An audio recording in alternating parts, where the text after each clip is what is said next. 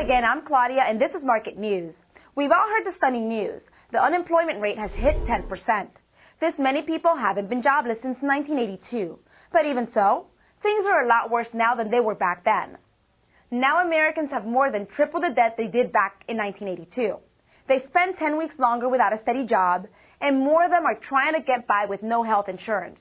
So even though the unemployment rates are the same now as they were more than 20 years ago, the jobless seem to have bigger challenges ahead. 15.7 million Americans fall into that unemployed category today, making up the 10.2% that are out of work.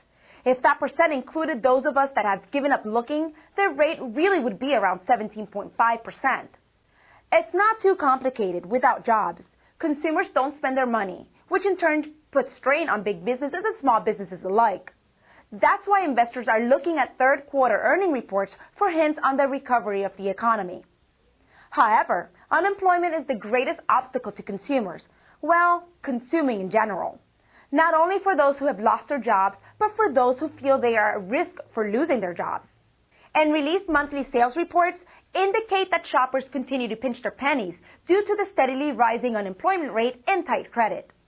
Investors and retailers are looking ahead to the holiday shopping season and speculate whether consumers will finally feel free to spend their money. Nothing indicates a huge spending recovery anytime soon, but the holiday season is the perfect time to find out just how comfortable consumers are letting their hard-earned cash go. Stay tuned. We'll be back after this short commercial break.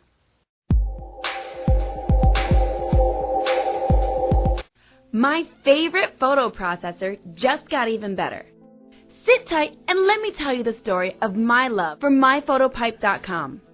The online print lab for amateurs to professional photographers nationwide with products such as Kodak Endura Lush prints, folio prints, our exclusive borderless process that's not your old 4x6 anymore. Our all-new folio prints lets you personalize every photo you take by using our exclusive embedded digital effect. Turn your family memories into lasting treasures by visiting myphotopipe.com. Welcome back.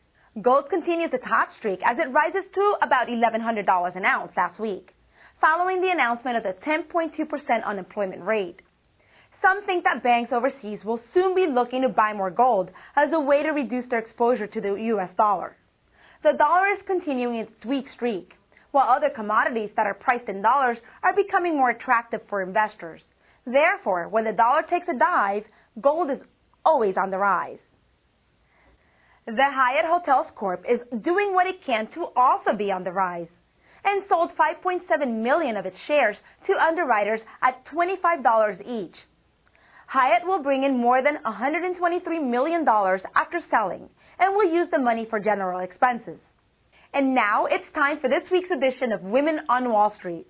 Angela F. Braley is the president and CEO of WellPoint Incorporated, a large healthcare company based here in the U.S. She has held this position since 2007, before which she also held other high-profile positions for the same company, including executive vice president and general counsel. Braley is a Dallas native and a Texas Tech alumni and brings in an annual salary of, get this, $14.86 million, including stocks. Forbes featured Braley as one of their most powerful women in the world and the most powerful women in business. That's all for this week. I'm Claudia, and I'll see you next time with more market news.